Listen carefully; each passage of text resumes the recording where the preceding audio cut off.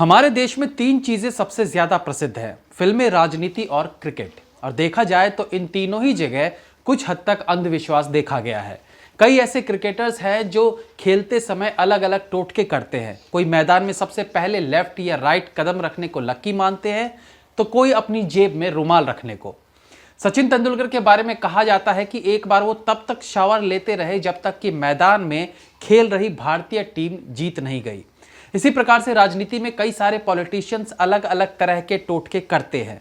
वहीं फिल्मों की बात की जाए तो यहाँ भी एस्ट्रोलॉजी से लेकर कई सारे अंधविश्वासों में एक्टर्स की परम श्रद्धा होती है। कई बार ऐसे भी देखा गया है कि कोई फिल्म किसी एक्टर के लिए न केवल पर्दे पर बल्कि अपनी रियल लाइफ में भी लकी साबित रही हो। ये सब कुछ इन तीनों क्षेत्र में आम बात है।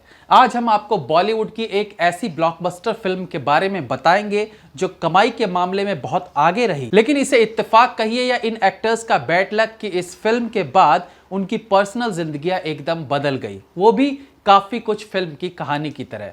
हम बात कर रहे हैं 2011 में रिलीज हुई फिल्म जिंदगी न मिलेगी दोबारा के बारे में।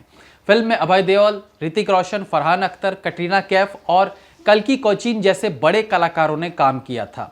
फिल्म में एक अहम किरदार निभाया था अभय देओल ने, जो ज्यादा सोचे बिना अपनी बचपन की दोस्त को शादी के लिए प्रपोज कर देते हैं, लेकिन फिर धीरे धीरे समझ आता है कि उसने गलती कर दी और वो फाइनली शादी न करने का फैसला करते हैं।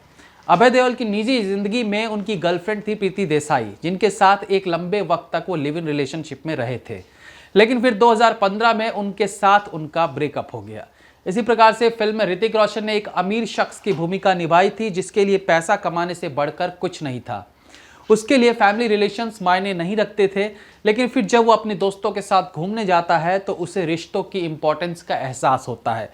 इस फिल्म के बाद उनकी वाइफ सुजैन से उनका डिवोर्स हो गया। फिल्म के तीसरे एक्टर फरहान अख्तर ने एक मिडिल क्लास लड़के की भूमिका निभाई थी, जो हर वक्त मजाक मस्ती के मूड में रहता है। इस फिल्म के बाद उनका भी उनकी वाइफ अधूना से डिवोर्स हो गया, जिसके साथ उन्होंने अपने जीवन के 15 साल बिताए थे। इसके बाद अगर फिल्म की एक्ट्रेसेस की बात करें तो ऐसा ही कुछ उनके साथ भी हुआ था।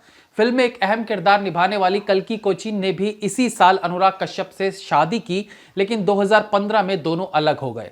इतना ही नहीं, फिल्म में कटरीना कैफ ने एक स्कूबा ड्राइविंग इंस्ट्रक्टर का किरदार निभाया था और बताया जाता है कि उस वक्त वो रणवीर की गर्लफ्रेंड थी, लेकिन इस फिल्म के बाद दोनों के रिश्तों में दरार आनी शुरू हो गई और कुछ समय बाद ही दोनों अलग हो गए। इसलिए कहा जाता है कि ये ब्लॉकबस्टर फिल्म इसमें काम कर रहे कलाकारों के लिए मनहूस साबित हुई। इसी प्रकार की तमाम जानकारियों के लिए हमारे साथ जुड़े रहिए। नमस्कार।